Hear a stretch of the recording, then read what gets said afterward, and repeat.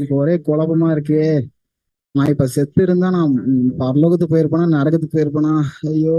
மனுஷனுடைய ஆவி கத்த தந்த தீபமா இருக்கிறது. அது உள்ளத்தில் உள்ளவைகளை எல்லாம் ஆராய்ந்து பார்க்கும். ஜெஃப்ரி, இங்க பாரு, உன்னை பார்க்க தீரஜ் அங்கிள் வர்றாரு.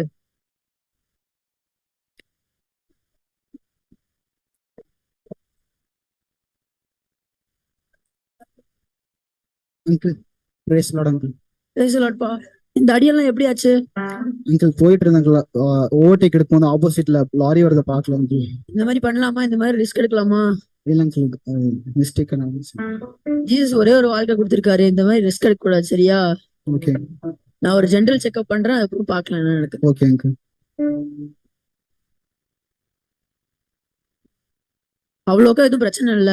உன்னோட போன் டென்சிட்டி மட்டும் கம்மியா இருக்கு. அதனால உனக்கு வந்து பிரிஸ்கிரிப்ஷன் ஏதாவது கொடுக்குற அம்மா கிட்ட, சரியா? நீ சும்மா ரெஸ்ட் எடுத்து டைம் மெடிசன் சாப்பிட்டுக்கோ, சரியா? ஓகே.